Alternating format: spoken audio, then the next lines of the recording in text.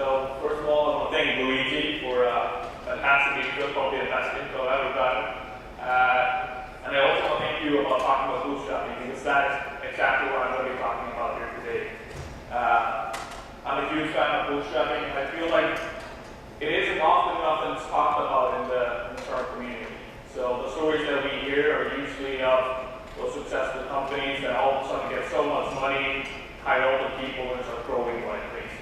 The fact of the matter is that most companies out there have to go through a long period of time from when they get the idea until they actually get some money into the company.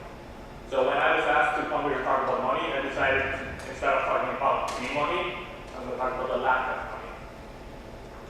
And one of the things that I realize now, I didn't realize it at the time, is that I started my company in pretty extreme conditions and went through some extreme bootstrapping. And I wanted to share that with you here today. And my goal is this. I want, at the end of this lecture, or at the end of when I finish talking, I want it to be in such a way that none of you will have any excuses not to act on your ideas. Because I've worked with so many young entrepreneurs, and the biggest problem is usually that they use excuses like, oh, I don't have any money, I don't have any connections, I don't know how to program, or whatever. So if everything works out well now, none of you will have any excuses at the end of this. I'm hoping somebody's planning this, so if I go over 15, you'll stop me, because I can talk a lot about this. So this is my situation when I started the company. A little bit over 5 years ago, there was an economic downturn in Iceland. All the banks were going bankrupt. Unemployment rates went from 1% to 10% in a short period of time. People were losing all their savings, their houses. It was a pretty harsh condition in Iceland, and a lot of depression. People really weren't very positive towards anything. I myself have been building up a business for the last 6 years or so. I've been investing in real estate. I've been putting everything I had into it, and finally I felt like I had a little bit of equity in my real estate and in my business. But what happened in the economic downturn is that I literally lost everything. And not only that, I went into deep debt. So at the moment, when I started this, I owe more than $100,000 debt. And I was on the edge of a bankruptcy. So for the first 2 or 3 years of running my company, I didn't know if I would go bankrupt the month after. So it was a very unstable situation to be in. And anybody of you who have been in this situation, you realize how much of how difficult it is from a mental point of view. Early before I started the company, I had a nervous breakdown, so I was recovering from that nervous breakdown when I started the company. There was also no funding to be had in Iceland. There was no VCs, anybody putting money into starting. So these were my conditions. Now, I'm just curious if there's anybody here who has worse conditions than this right now. Raise your hands. Okay, good. Then you'll have no excuses. So today we'll build up what I would like to say a good company. We've created almost $4 million in revenue for the college numbers that we work with. We're working in three different countries. We have 8 employees, and we've helped over 30,000 travelers find accommodation and have a unique experience. So right now I'm going to go through a few of the steps of how we were actually able to start the company with literally no money. And it all started with an idea. And I always say that you can always hear when you have a good idea. Because a good idea is always followed by a sound. That sound is usually or in some cases the F word. And the reason why I say that good idea is followed by a sound is that usually when you're so annoyed at something and you feel like you have to share it with people around you, that means that there's a problem there and you have to fix it. In my case, That was when I was a little bit stressed out. I wanted to take a break. I wanted to rent narcotics. I spent the whole day trying to find narcotics, and I wasn't able to find anything that was available. I wasn't able to book anything. And at the end of the day, I said the F word. So that's why I knew I had an idea. So design is something that people feel like they have to put a lot of money into getting good design. The way we designed our website is that we spent 2 days with a pen and paper writing down all the features and kind of what we wanted to achieve with it.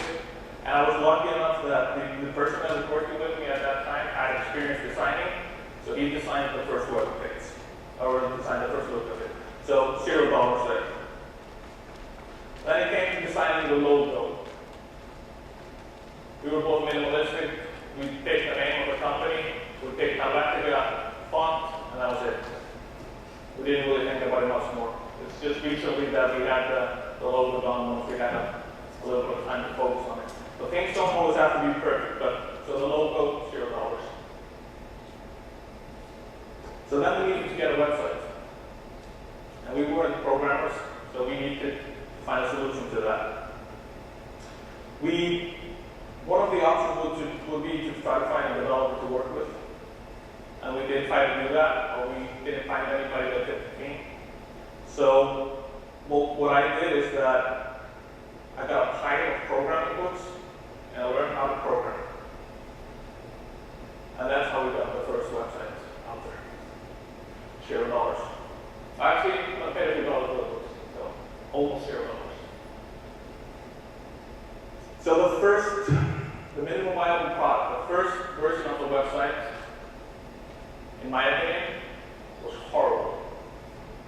It did nothing of the things that I wanted it to do. Like, we didn't have a booking system. It was just a really simple website where properly would list all the props. We had to manually put all the things in. There wasn't really any logic or anything like that. And I really felt like the website sucked. And ever since I did this, I feel like everybody should be at that point. If you're happy with your product and you put it out there, you're probably too late.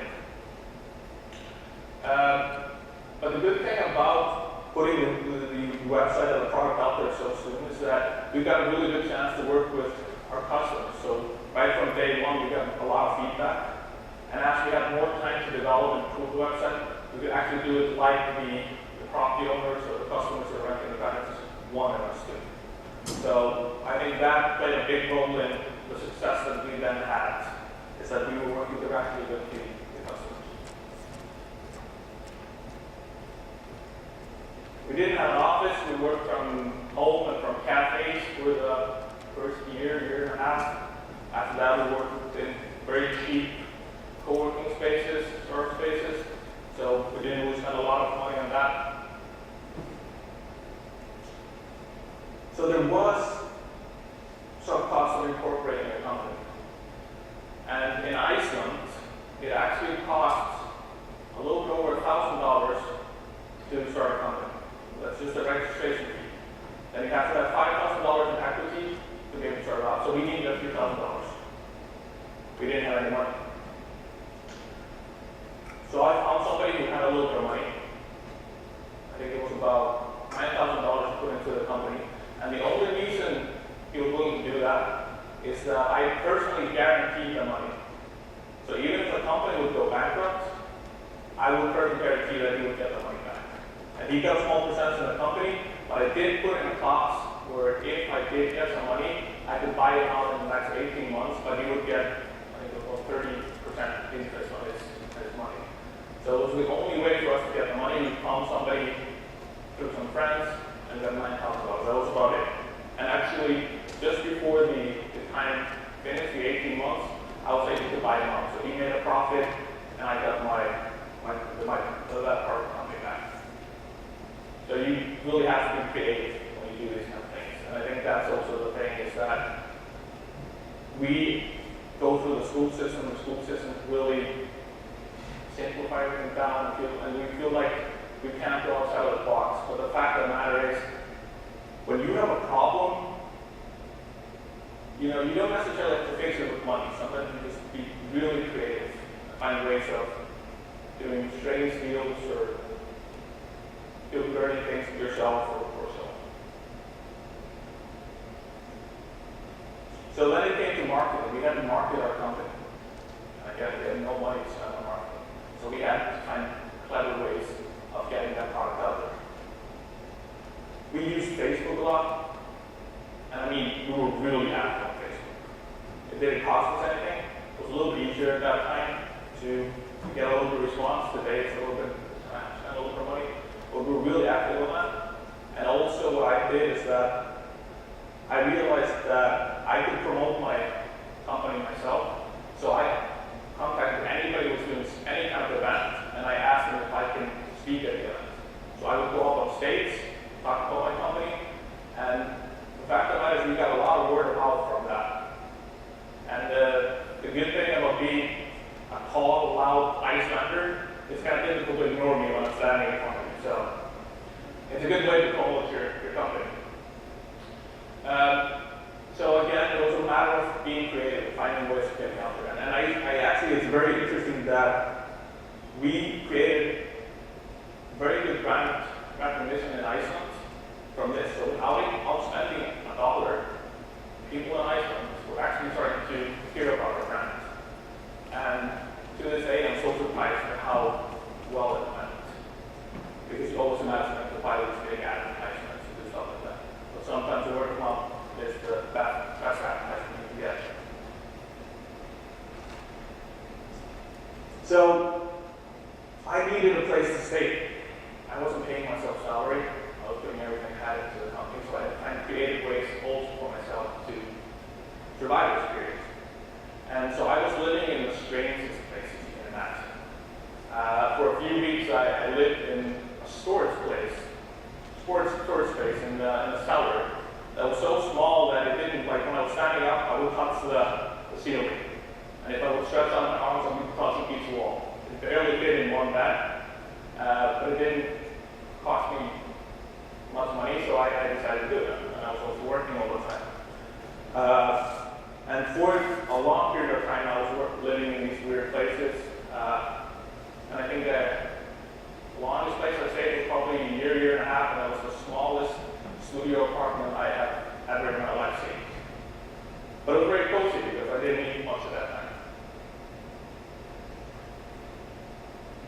Then it came to food as well, and what's interesting about that is that I found out that the cheapest food you can eat is noodle soup that you buy in the supermarket. You can get it for about 30 cents. And I ate that for almost every meal. And ever since that has happened, ever since I went through that, I've been calling the first 2 years of running a startup the noodle soup periods. And I think actually it's starting to catch on back home in Iceland. I've heard a lot of other people call it that as well, so I'm kind of enjoying that. But what's also funny is that, so my mother has a good sense of humor, and she got a little bit tired of me complaining about always eating soup. And so one Christmas, she gets me this huge Christmas gift. I've never seen it so big. It was huge. I was so excited, like I felt like a kid again. I was like, what is my mom getting me? So finally on Christmas Eve, I opened up the box, and inside the Christmas gift, noodle soups. It was full of noodle soups. Which ended actually up being, it was really funny, we laughed a lot, but it actually ended up being very practical because I survived that for the next few weeks. But you always need to get some income from somewhere.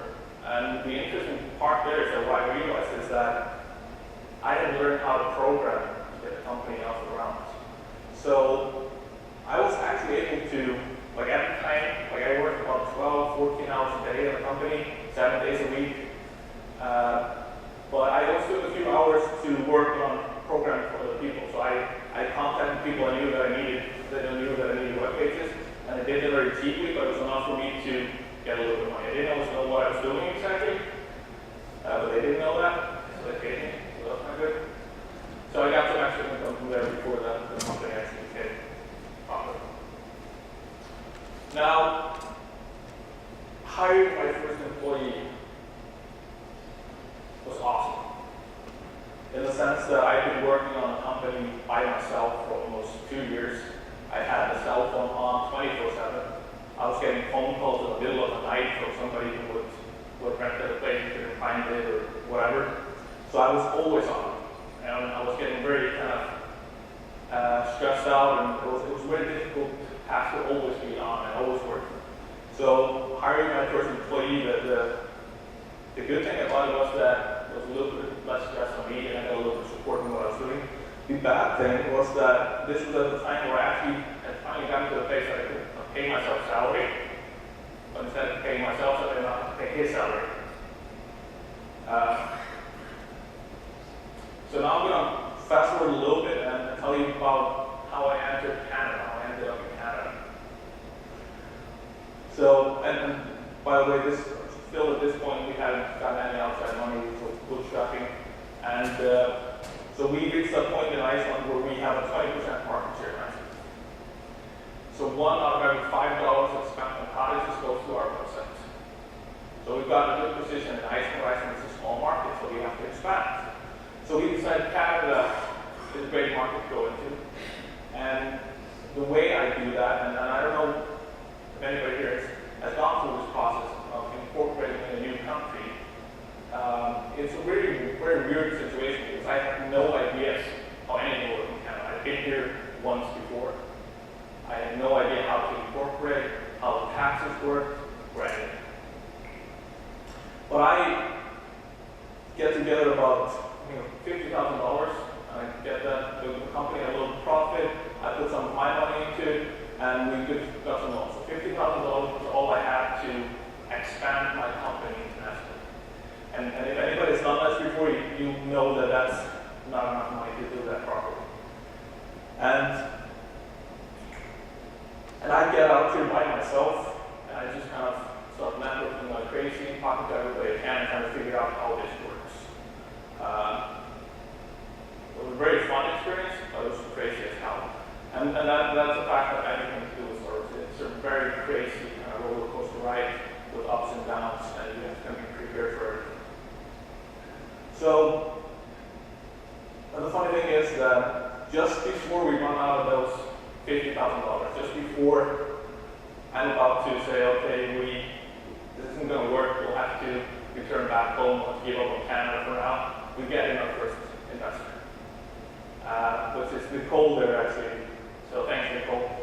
But if I wouldn't have gotten that in at that point, I wouldn't have been able to stay on in Canada because we didn't know what we got.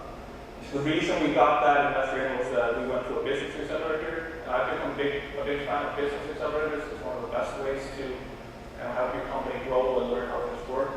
And also through a business accelerator, I was able to create a lot of networks here in Canada and learn how to do business properly here. So I'm very thankful for Propel ICT 136 program that I went through, and then BDC Capital for investing in me. Now, just to sum up a little bit, like I said, it's crazy. It's so hard to do this, and you really have to be willing to go through it. But one thing you have to do is make sure that you enjoy the ride. It's a crazy ride, but try to enjoy it. Try to enjoy the chaos and all the craziness that comes with it. So one of the things that I do to enjoy what I do is that I now have to travel a lot, which is kind of difficult. But I try to make it fun as well. So last summer, I invited my girlfriend over to Canada, and we went up to Cape Breton, and we did some kayaking, and we swam under waterfalls, and we did all this kind of cool stuff. And at the same time, I could work on my company because the cottages are always located in these cool locations. And we also do business trips and so on, so I try to take my employees up to the cottages. And since we know the cottage numbers, that doesn't cost us anything. So it's a cheap way for us to kind of have a little bit of fun. And just to end it up, one thing I learned actually during the startup weekend over the weekend was that you should never end with a thank you slide. You should always have a call to action. So my call to action is this. Is there anybody in here who owns a cottage or owns somebody that owns a cottage? Please raise your hands. So I want to ask you now to advertise my company and do a little bit of word of mouth and share with them my company because we need more cottages here in Canada to rent out. if you want to contact me, please do. Here's my email, my Twitter, and my blog, 5